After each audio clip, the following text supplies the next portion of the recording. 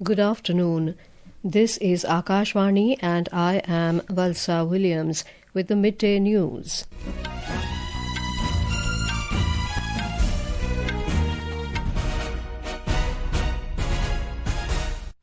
The headlines: 6 Maoists, including top leader Madvi Hidma, killed in encounter in Andhra Pradesh. ED raids over 25 premises linked to Al-Falah group in Delhi and NCR in connection with Red Fort blast case.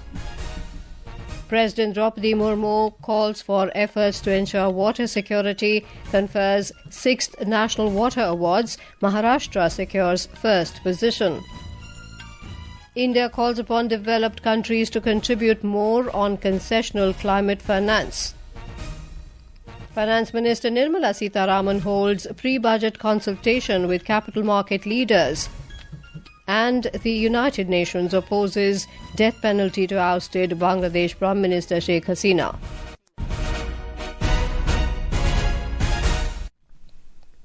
In Andhra Pradesh, 6 Maoists have been killed, including senior leader Madvi Hidma, his wife Rajay, and close associates in an encounter with security personnel today. The security forces continue to monitor the region as the search operation remains in progress. We have a report from our correspondent. A fierce encounter broke out early this morning between security forces and Maoists in the Maridmelli forest of Allur Sitaramaraju district, Andhra Pradesh, leaving 6 Maoists dead. Those killed included his senior Maoist leader and Central Committee member Madvi Hidma, his wife Rajay and several close associates. Andhra Pradesh DGP Harish Kumar Gupta said forces began combing operations at 6 a.m. after receiving intelligence on Maoist movement along the Andhra Pradesh-Chhattisgarh-Odisha border. The encounter occurred as teams moved deeper into the forest. Officials said the operation was part of the ongoing effort to curb Maoist activity. Security forces remain on high alert and such operations are continuing in the area. Further updates are awaited. Allu Murli, Akashvani News, Vijayawada. President Droupadi Murmu has urged everyone to work together to ensure water availability and security, highlighting that climate change is affecting the water cycle in today's time. Conferring the 6th National Water Awards 2024 and the first Jal Sanchay Jan Bhagidari Awards in New Delhi, the President said the efficient use of water is essential for the country as its water resources are limited considering the population. मुझे ये जानकर प्रसन्नता हुई है कि पिछले वर्ष शुरू किए गए जल संचय जन भागीदारी कार्यक्रम के तहत 35 लाख बताया गया है। अधिक ग्राउंड वाटर रिचार्ज स्ट्रक्चर्स का निर्माण किया जा चुका है। सर्कुलर वाटर इकोनॉमी की प्रणालियों को अपनाकर सभी इंडस्ट्रीज तथा अन्य स्टेक होल्डर्स जल संसाधन का प्रभावी उपयोग कर सकते हैं। Minister of Jal Shakti C.R. Patil, Minister of State for Jal Shakti V. Somanna and Raj Bhushan Chaudhary were also present at the event. Awards were presented to 46 winners in 10 categories, including Best District, Best Village Panchayat, Best Urban Local Body, Best Institution, Best School and Best Individual. Maharashtra secured the first position in the Best State category of the 6th National Water Awards for 2024, while Gujarat and Haryana were placed second and third, respectively. The Enforcement Directorate ED today conducted a search operation at over 25 premises connected to the Al-Falah group in Delhi and NCR. The search operation is part of an ongoing investigation into financial irregularities, use of shell companies, accommodation entities, and money laundering. The agency said it is investigating 9 shell companies linked to the group, all registered at the same address. The role of Al-Falah Trust and related entities is under investigation. In addition, prima facie discrepancies have been noted in claims regarding UGC and NAAC recognition. ED said these aspects are being examined with the concerned authorities. Al-Falah University has come under scrutiny after the arrest of several doctors in connection with the blast near Delhi's Red Fort on the 10th of this month. Environment Minister Bhupendra Yadav has said India will publish its revised Nationally Determined Contribution NDC for the 2035 period by December. Addressing the high-level segment of the UN COP30 Climate Summit in Belém, Brazil, Mr. Yadav said climate change is real and imminent due to unsustainable growth and development patterns. He urged developed nations to achieve net zero targets ahead of their current timelines. Developed countries must reach net zero for earlier than current target dates, fulfill their obligation under Article 9.1 of the Paris Agreement, and deliver new, additional, and concessional climate finance estimated to be in trillions of dollars. Means of implementation must be adequate, accessible, affordable, and free from restrictive intellectual property barriers. Let the global community remember this COP as a COP of implementation and a COP of delivery on promises. NDCs are national climate plans under the Paris Agreement that set targets to cut emissions and adapt to climate change, guiding global efforts to limit warming to 1.5 degrees Celsius. Mr. Yadav noted India's global leadership is demonstrated through initiatives such as the International Solar Alliance and Global Biofuel Alliance. He also underscored the momentum created by the nuclear mission and green hydrogen mission in advancing India's path to net zero by 2070. On the sidelines of the summit, Mr. Yadav also addressed Leadership Group for Industry Transition, Lead IT Industry Leaders Roundtable. Speaking on the occasion, the minister called for stronger global partnerships to accelerate industrial transition. He added that collective efforts would help achieve the goals of the Paris Agreement and create a sustainable future for generations to come.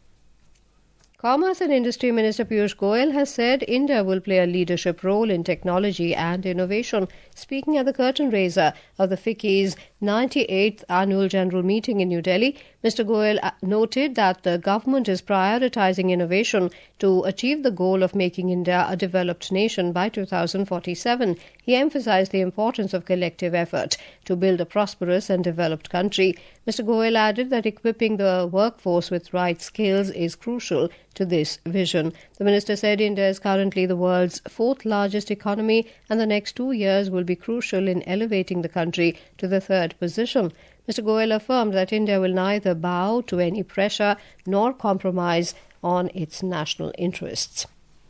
This is Akashvani giving you the news. For quick news updates round the clock, follow us on our X handle at AIR News Alerts. And for details of stories and more, log on to our website www.newsonair.gov.in and download News on AIR app.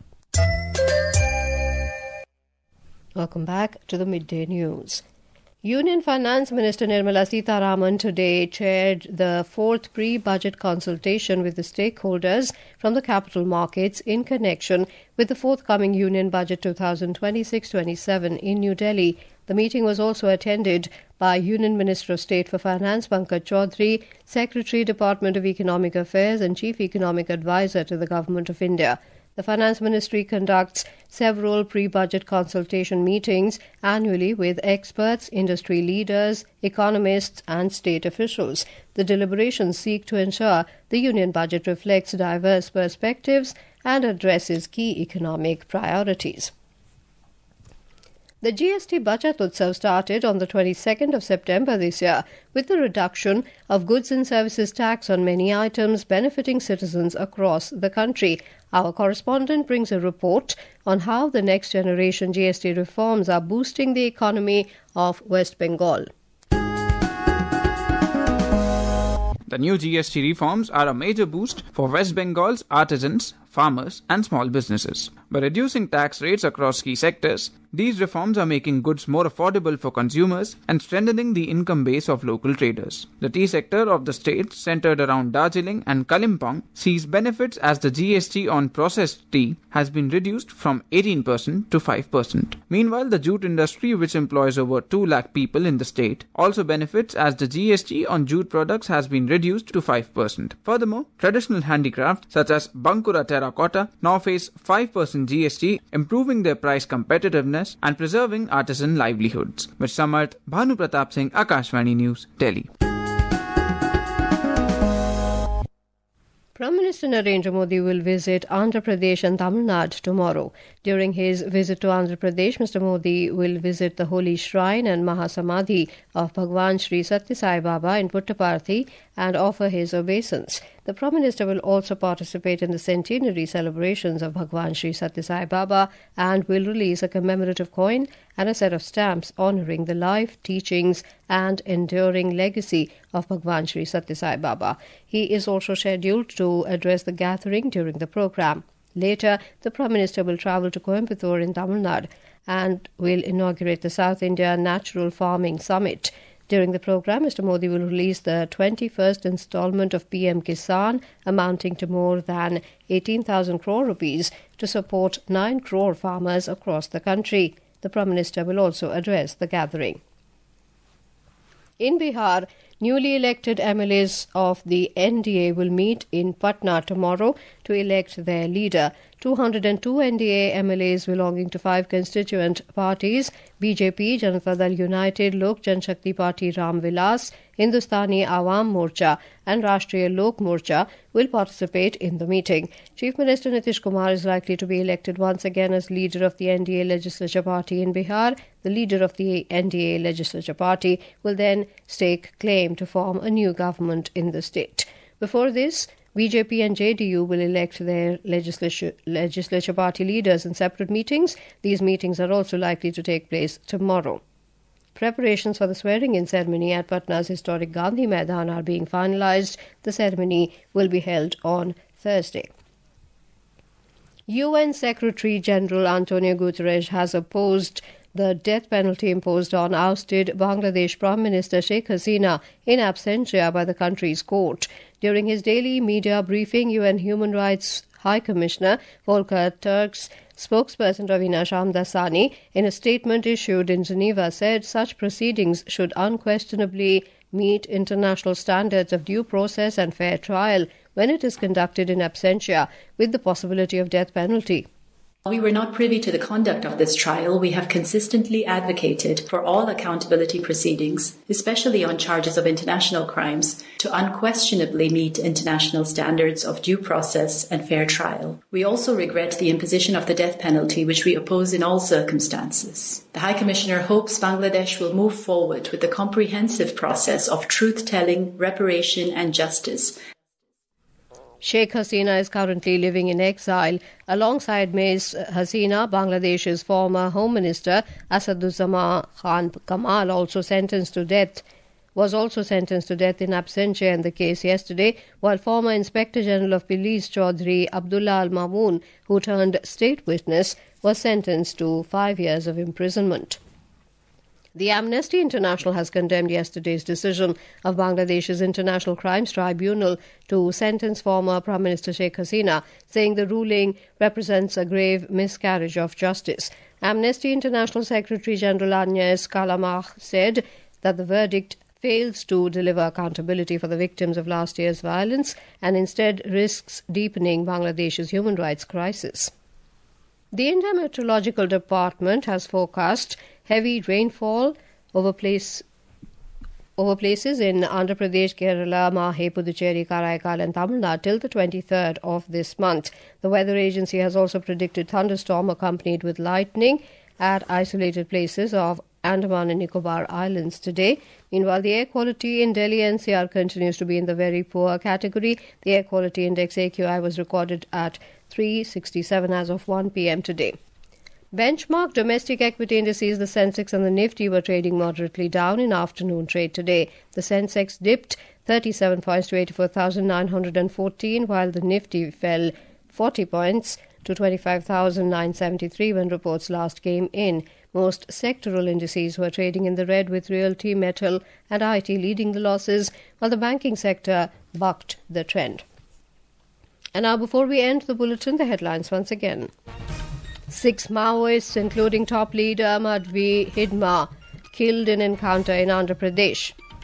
ED raids over 25 premises linked to Al-Falah group in Delhi and NCR in connection with Red Fort blast case. President Droupadi Murmu calls for efforts to ensure water security, confers 6th National Water Awards. Maharashtra secures first position. India calls upon developed countries to contribute more on concessional climate finance. Finance Minister Nirmala Sitharaman holds pre-budget consultation with capital market leaders. And the United Nations opposes death penalty to ousted Bangladesh Prime Minister Sheikh Hasina. And with that, we end the midday news.